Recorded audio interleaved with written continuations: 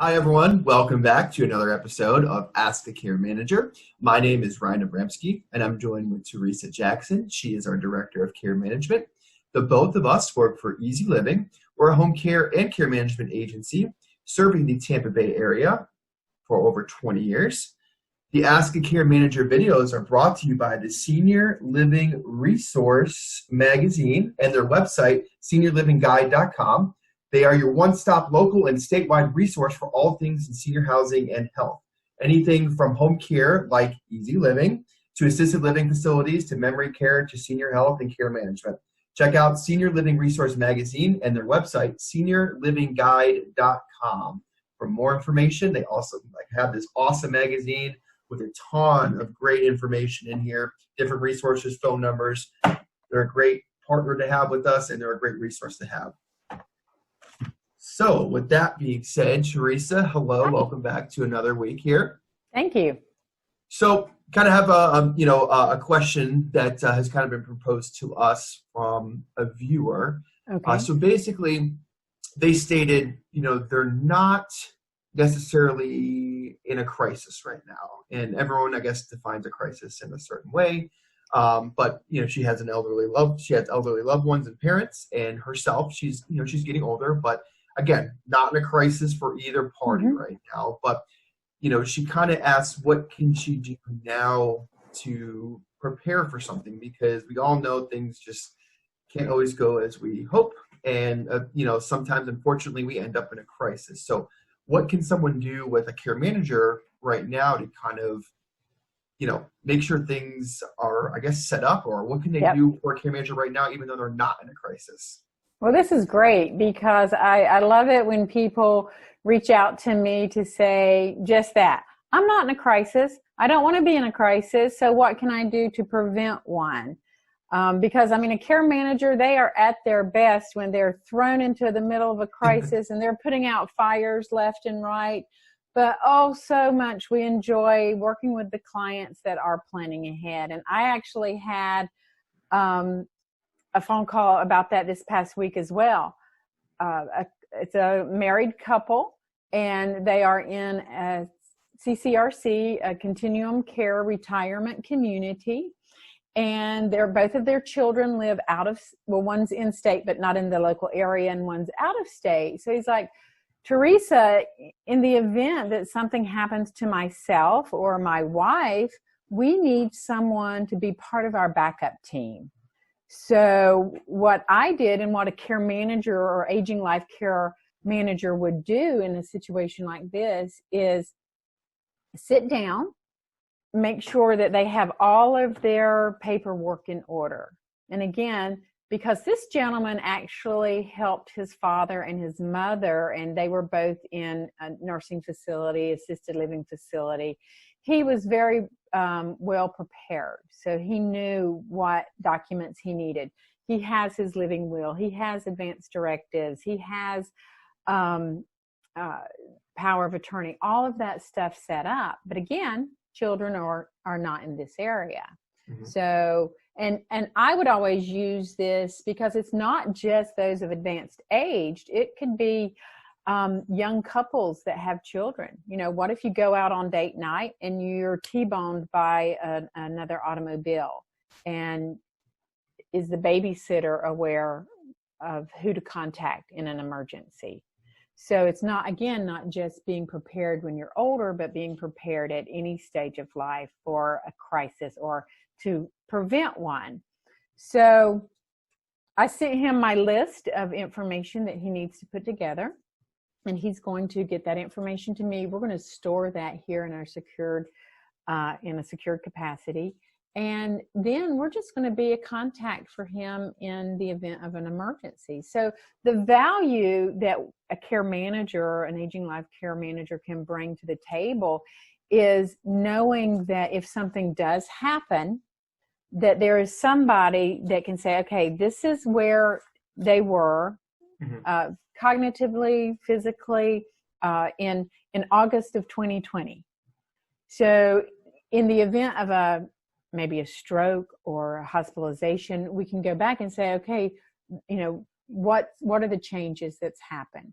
So that's what we do. We look at where they are now, and we talk about what their goals are. And I can tell you 9 times out of 10, it is, I want to be able to age in place for as long as possible. So I will do an assessment to determine what changes can be made to make sure they meet that goal. And then also, a lot of times it is so typical in this area that you've got the rugs on the floor, you've got the glass tables, and you've got the chairs with wheels on them. So let's say you trip over the rug, you go to grab the chair to steady yourself, it has wheels on it, you're still going head over heels into the glass table.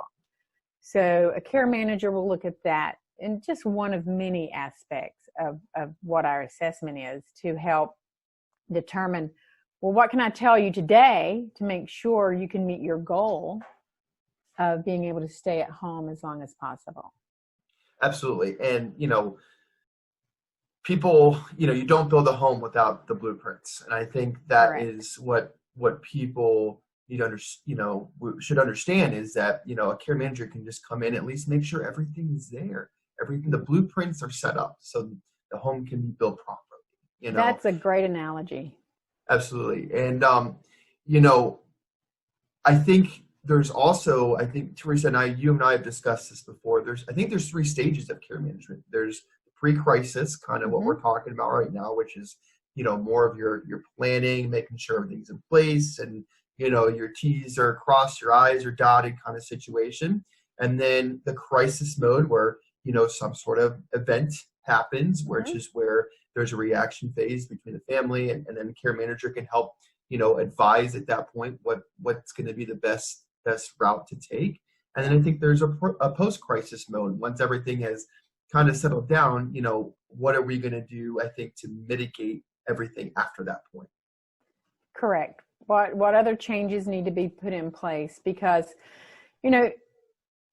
our biggest competition is family members who say, I've got this. I can do this on my own. And they can. There's family members out there that, oh my gosh, I wouldn't even want to begin to try to step in their shoes. They work so hard.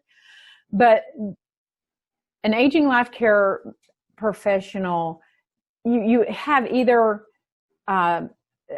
a nurse, a social worker, myself, whose background's in gerontology, or someone that has so much experience, and not just the experience, years of experience, 20 years of experience, but the education and training that comes along with that. So we know what the facility rules are. We know what the benefit changes are.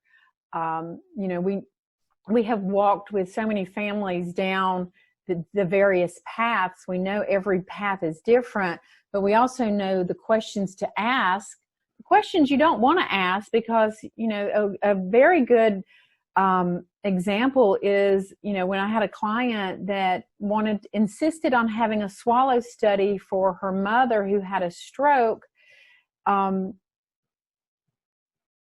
She failed the swallow study. So as soon as she failed the swallow study, they were like, okay, the facility was like, we have to downgrade her diet. And they're like, well, we don't want her diet downgraded. We want her to be able to eat whatever she wants. Well, you've got to look at, if I ask this question and I get these answers, what path is that going to lead me down? Absolutely. So, and that's something that, I don't make medical decisions for my clients, but I help the family and I help the clients understand the medical decisions that are being made and, the questions to ask. And again, someone with this level of experience, that's where the value of bringing in a care manager, again, preferably early in the time period, so we can help prevent those crises, help prevent that fall, trip over the rug and head into the glass table. Absolutely. And like I said, it's never too early to plan. You said it too. It's never too early to get your stuff in place. Young, old, or sick or healthy, have your all of your stuff in place. Have your decisions made. Know who's doing what within your family or friends or whoever you're going to utilize in the event that something happens to you or a family member. And hire a care manager to help you if you get stumped on, some decisions that you need to make.